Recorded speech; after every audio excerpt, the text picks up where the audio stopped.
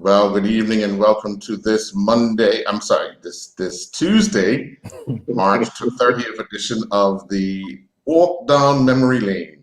I'm your host, Earl Basin, and joining me this evening is co-host Dennis Brown and Garrett Punchy Dill. We do have a guest with us, Lionel Boldy Hensley, as Smith. well as we're awaiting the arrival of Myron Bregman, better known as GOAT. Lionel Boldy Smith. I'm sorry, Boldy Smith. I'm sorry. Treasure. I was getting just too confused there. But gentlemen, first of all, good evening, and good evening to you, Mr. Smith. I hope all is well with you.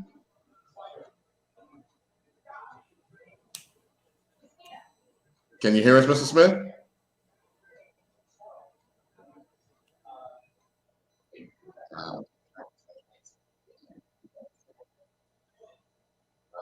Can you hear us, Mr. Smith?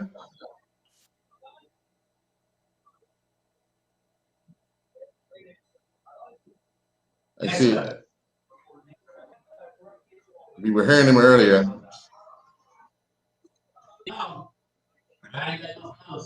Okay. Did you hear him, Dennis? No, not really. Okay. All right.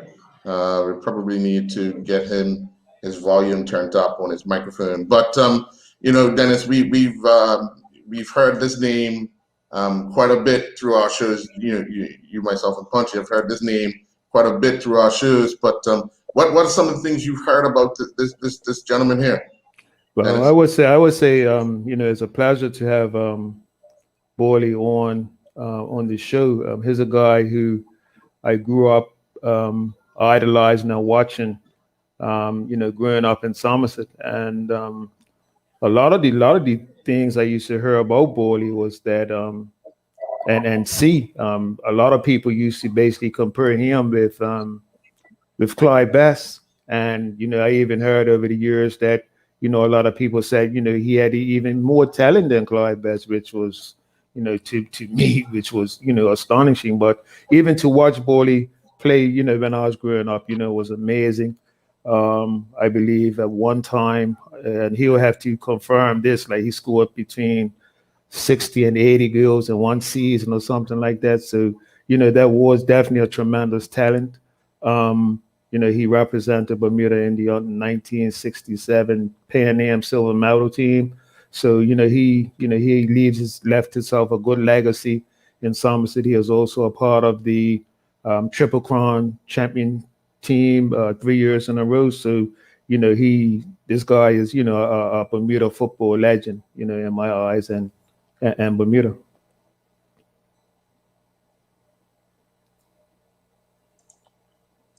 Punch, what about you? What do you know about, or what have you heard about Mr. Smith? Because he's going to join us in just a minute. So, there's two things. I'm so glad we got him on the show here tonight.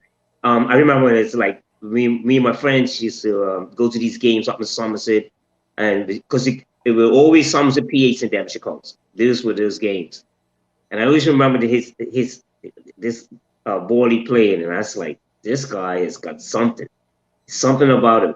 And it's something he just had a center forward, score goals, headers, can shoot, run off the ball, can pass.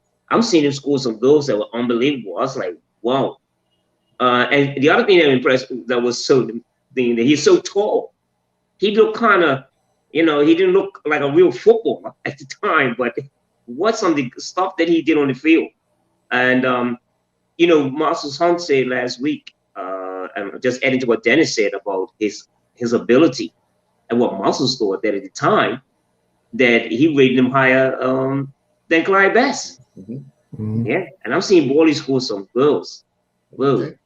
And let's see if we can bring him in now. Mr. Smith, can you hear us now?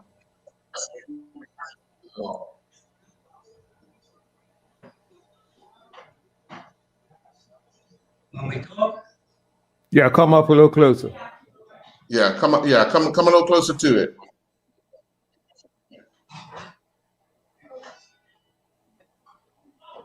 Okay. He could hear us because when I was on the phone with him, I could hear us talking, but we can't hear him. But we were earlier when I spoke with him, I could hear him. I heard him faint, very faint just now. Okay, if you can come a little closer, Mr. Smith, come a little closer. Okay, let's see if we can hear you now. Okay. How are you this evening?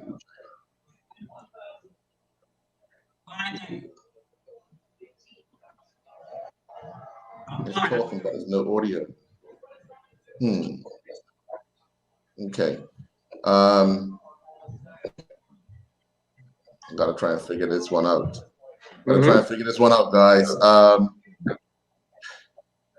Let's if you can, Dennis, can you just reminisce a little more while I try to get them on the phone and see if I can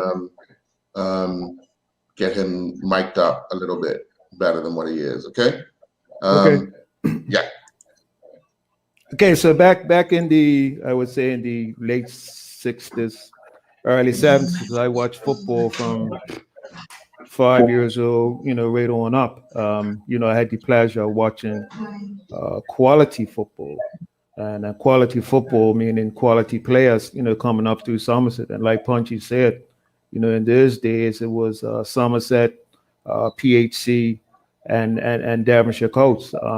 Somerset had players, like Borley, like Clyde Bass, like Randy Horton, Larry Hunt, who we saw last week, George Brinkman, Kenny Can, Woody Miners, Clarence Chipper Simons, Dirt Simmons. I remember the players at PHC, Neil Simons, Danny Seymour, James Parsons, and Devonshire Colts had quality. One of my favorite players was Marcus Douglas, Albert Derlin, and these guys like that, who, made football enjoyable, to go and watch every week. And, us, in our era, when we were coming up, we had no excuse, in Somerset not to follow the lead of, the guys that were before us. We just had to carry on that tradition of, we learned very early about the history in Somerset, and that's what is missing a lot in our football and in our sports today, learning the history about the people that came before us. One of the concerning things to me, when I went back to Somerset 2 years ago was, I asked a couple of players, about, George Brinkman, and, they looked at me like, they were deer in headlights. George Brinkman, who's that? There's no way that a player who's coming up through Somerset program doesn't know people like Borley, people like George Brinkman, Kenny Can, Rudy Miners. They didn't even realize, well, they know about me, but there's no way that, a lot of our Bermudian football players, it doesn't even have to be outside in Somerset, doesn't know somebody like Lionel Bordy Smith, who was a representative of Bermuda's the silver medal Pan Am team. So there's no, you know what I mean? So we have to teach our young guys and girls, the history of the people that came before them and paved the way. Let's try to see if we're third time lucky. Good evening, Mr. Smith. Good evening, sir. Oh, pleasant to have you here. I think we're all relieved. Obviously, well, Dennis has been reminiscing about you. So Dennis, if you have a question for Mr. Smith, go ahead. Yes. Good night, Borley. You can hear me? You hear me? Good night. Yeah, just talk now. Yeah. Okay. Who was a big influence on you as a young player coming up in Somerset? Who was a big influence on you to get you started to play football? I would say Elevation was my idol when I came up playing football. He was a striker, and I came on he came as a striker. I was playing center half in my younger years. I came on the defender side as a center half. But going back to then, Mikey Gilbert was the one that took me into the West End Rose. And the game against Tennessee Lions at Somerset on November 11th, Members Day. And I scored 2 goals in that game on location. And from then on, I was playing striker for Somerset. And after that, I went back down to my old position at center half. And I played center half for them too. And for all 2 teams that I played, I represented the sophomore squad. Young man Shelter Club and one record that gave those 2 teams. And for all of us, like we say history, but I do have to record for scoring most goals in one season, 75 goals in one season.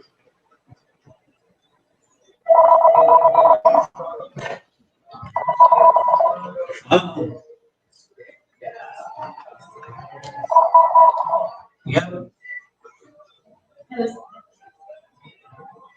Yeah, Punchy, you can ask. You can ask.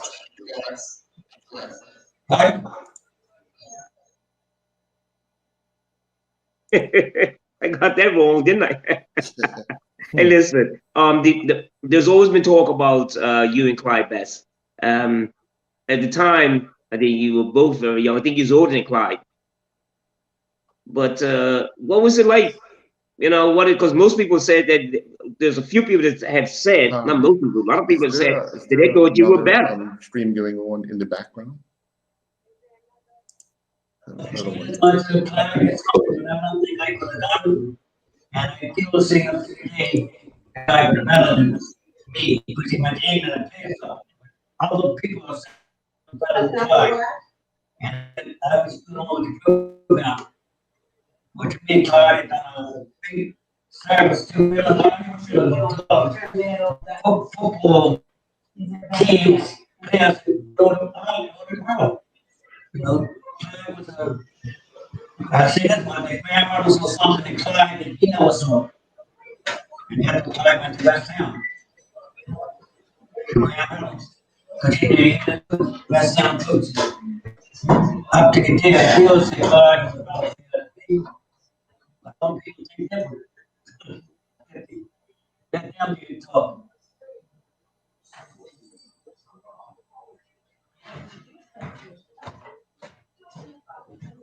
For the folks that are listening, we're having a bit of audio problems, but we're gonna fight our way through like we did back in the day. Fight our way through all the troubles. But Mr. Smith, what back in the day? What did you guys find challenging week in and week out while playing?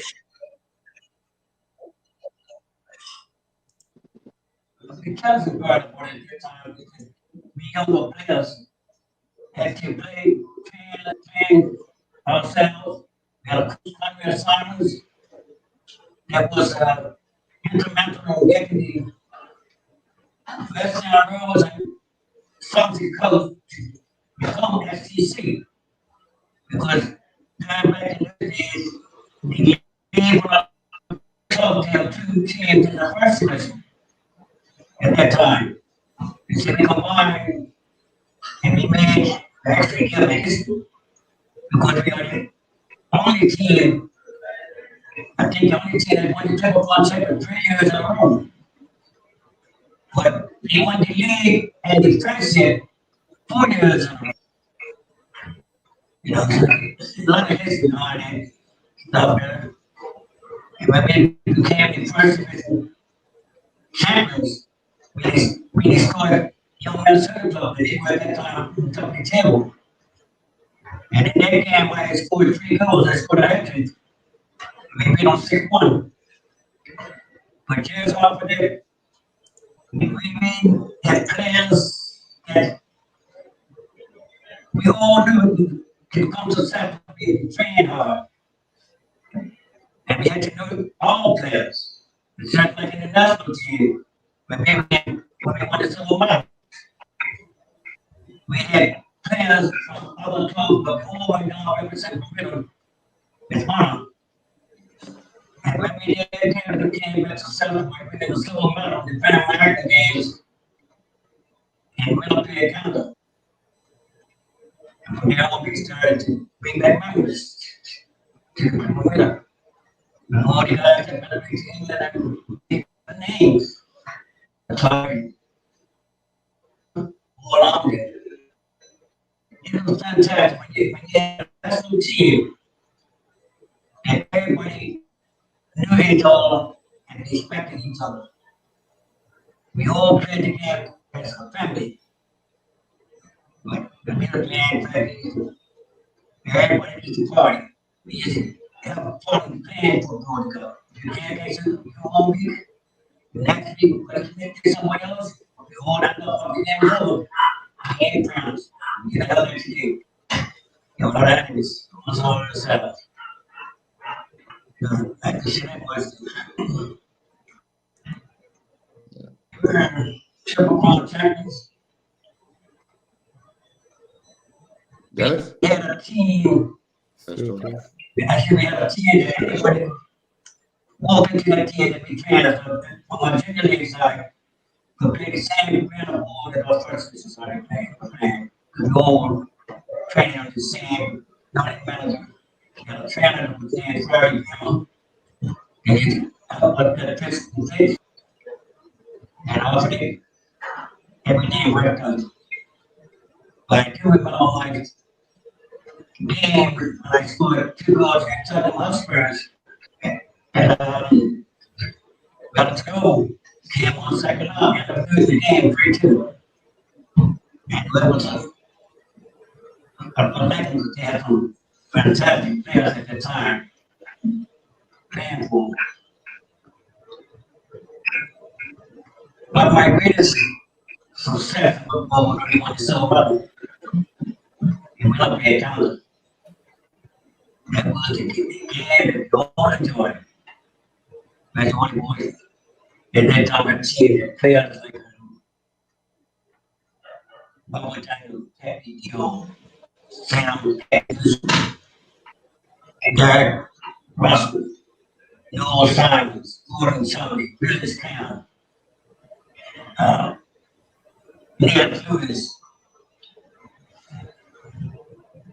Winston Coachrat, Marcus Douglas.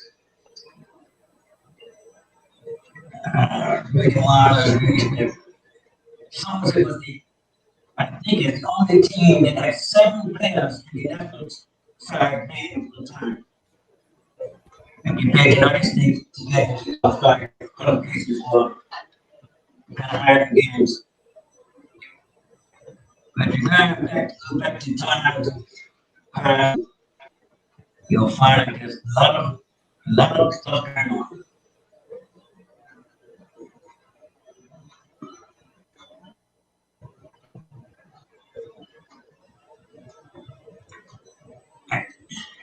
Okay, Dennis. Okay, just ironic that you talked about the 1967 Pan Am silver medalist. I saw Colin Thompson's good for bringing up older pictures back in the day. And a picture came up yesterday, and I think I sent it to Earl today, of some of the guys in that team, like you said, Tinty Ming, Gordon Chumley, Clive Best, Niels Lewis, Doc Foote, and the list goes on and on. Gordon Chumley, Barbara Daniels. You know, that was a squad, probably one of the best squads Bermuda's ever produced. What was it like to play with those guys, Bolly? I think you said something earlier, but I know it was probably a joy, you know, to train with those guys and to play with those guys. What was that like? Like, you know what I mean? Tell us what that was like. And we had players that in the plan was, it was like it was a family. Like everybody united together. And we knew even if we didn't make the team, we were still a family. And the part about this was that everybody spoke up for everybody else. And when people on that field, even next people on the bench, knew exactly what was going to happen. You know, we used to, when we, next time when we got the silver medal, when we played all here, we would stand over Focus Island. But tonight before the game, you know, and we would stand over the grandmothers. And plus, we never seemed to argue with anybody. We were so united. We were adamant on the field when we played against each other themselves. But when we represent that national team, it was a difference. Because we all knew and all became out of one body as a football team. And I feel feel like the same with Ram Reynolds. For him, seeing the fortune of what he done for him. You know, going back in days like this, I always used to say, right now, you see, I have a lot of stuff I remember about those days because I had a uncle by the name of Colonel Simmons. Thomas Ford, and he was a left down road boy, and he had a whole stack when he died to go from him. But he had everything he had been on collapse, you know. But I like to say as much in those days, it was a joy of playing the game of soccer. Because we all sat down there and it was a lot of things that Kyrie had done. If we're playing a team like PAC on the Sunday, and PAC will play on the Thursday night, we all get to go down PAC Stadium and watch them on the Thursday night, but on the Friday, I mean, above them and thought that right up into us. So when they come on the Sunday, we know exactly where to go. You know which side of the storm. Yeah. On? Did you hear me that time? Oh, yeah. Did you hear me that time? Can you hear me? You can hear me? Can you hear me? You can hear me, can't you? I can hear you. Okay. Morley, I'd like to ask you, what was, in these important games, especially against Devonshire Colts, what was your pregame preparation, even a team talk before each game, especially against Devonshire Colts and teams like PHC? Okay, that's Mauricio. Devonshire Colts was a team, and I used to call them the pretty boys. You know, at that time, they were not perfect. Now, Devonshire Colts had a different sort of play. PHC had. And PHC had teams that when they played some and could attack. You know, we had to put stuff down to PHC. St. George's College was another team just coming up. But outside of that, another team always going on. A team that we knew how to play on. And once you get how to play a team, you to your strength, not to their strength, but to our strength. We learn how to maneuver, how to do the ball, how to check out somebody. If you can do one of those out of the field, you may know how to do it. But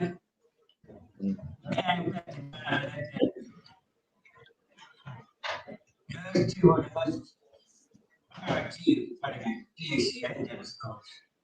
The coaches that are nice on the team themselves, you know. And there's a lot of songs playing right now at Dennis coach. Yeah. But if you think of football now, it's what it is. I go to watch, and then I'm going to go back home. Because nobody here that didn't know how to play soccer. Some clubs don't know how to play soccer because of everybody wants to be a star. And there's everybody here goes to the guy and get up by myself only. I had a team that backed me up, players that knew how to play the balls. You know, but nowadays it's just everybody wants to get the names in the papers. You know, but that's the pretty damn news. Because everyone Mm-hmm. now The we reason got I asked, yeah, go ahead. no, they have made something happens. I can't get no more. Yeah, Punch. The question I want to ask, the reason I asked that your team preparation and your team discussion, because I work with Dirt Simmons. I heard he's quite a character in terms of getting ready for Sunday. Even such a great player. I remember so much about him in terms of he's come on the field, or everybody else had the socks off. His socks would be down, and but such a magician. What is it about Dirt that was what was the quality that Dirt really had? What was his quality? Because he I just yeah. That was a person that you couldn't leave him alone. Because you leave him alone, he would do you see it like damn custom. That was a man that would take 45 minutes to produce a goal. We did that to the couple times, that was done. Boy, where field. We played against the colors. Was on a seal band. And down on the second one, one of them, they made it 2-0. And I made it 2-1. My ball already scored the second one to tie it up. And that was just someone got a 45-yard. Which was called at that time, they had a song called Family Affair. And so we sung that song that boy came back on top. But that was a gifted player. You know, it was too bad that he went too early. You know, that was a fantastic player. He knew what to do, when to do, how to do. So we have actually something allowed gifted young players at that time. And when they started looking at something, and he tried to tell them, the global fellas that put the foundation down for you. And if you could take that foundation and go on into another avenue, you'll find that something will be very good. But we got to be movements for all the players.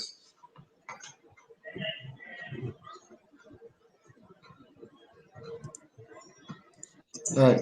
Well, Mr. Smith, I do want to thank you very much for your time this evening. We welcome you. We will welcome you back at some time soon to see if we can get the audio all set up and just have a further chat with you. Okay? All right. Well, folks. Thank you very much. Folks, that's it for this edition of A Walk Down Memory Lane. We'll be back next week with some special guests. You look like you want to say something. No, I'm just glad. I mean, the audio has been that great, but it's still just having been his presence. Yeah, we'll try to sort it out and get him back. But it's sort him out and get him back. But it's great to talk to him and get the information about Dirt and so just a great again with the show, it's good. Just that all the information that was what Dennis has spoken about It's not been. It was never recorded. It's not, and just to talk to him in person, Right. to really speak about football. We see people on the street. We say, "Hey, how you doing, Bolly? And how you doing, Punchy? And how you doing, Dennis?" But to speak in general, about the football, what it was like. Yeah. And so it's great. It's good for him to even describe Dirk, who was a very good friend of mine. Right. Very good friend of mine. And so, even to talk to Borley coming up, because he gave me a lot of advice when I was, coming through the youth program, as well as, even when I was playing seniors. He gave me so much, because like you said, he played center back himself. He saw things in my game that I needed to improve on, and you know what I mean. So he remained humble and take the advice and try to get better. He's also like a big historian, because he kept a big library of pictures. Like the guy, if you is unbelievable. Like if he showed you his scrapbooks and stuff like that, and and the guy has, and it would be good to have him back, because he has a, he has a good story, because like he said, I think he said he scored like 75 goals in one season. Like, Oh wow. Like who does that? Yeah. These guys are having held scoring 10 goals a season. This guy scored like 75 goals in one season. So I would like to hear him, explain how he did that, at that time. So Well, we have in 2 weeks' time, we have some very, very interesting guests coming on as well. So maybe he can join them, because it's all within his era and his group of guys as he came up. So yeah, we will look to have Mr. Smith back to share. And I'm looking forward to next week. Definitely looking forward to next week. Oh well. Yeah, the deal clear? The deal clear. Yeah. I want to hear who's the best player of the deals. I want to hear let's that. put it like this. We know one thing's for sure. They won't be all in the same place, so look out. It's coming up. I'll tell you. I might hear something that I've never heard before. Wow. Wow. Well, anyway, guys, you can pencil us in, and it's always a pleasure. It's always a pleasure. And again, Dennis and Earl, again, thanks for the show itself, revealing to people who is, about like having Borley Smith, and last week having Muscles. And we're talking about Bombi Simons. I mean, really. Wow. So it's really, people were talking about Bummy, man. So, yeah, unbelievable. Unbelievable. Information. Yeah. And happy belated birthday to Bummy too. Yeah, yes. And wish the national team a good luck tonight. Good luck tonight. Yes. Wish them good luck tonight. Yeah, that's right. That's right. I hope you can find it. I'm gonna look for it, but I'm hoping to find it. We'll all look for it. We'll try to look for it. Yeah. Okay, all right, guys. Enjoy the rest of your night. See you guys later. Okay. All right now.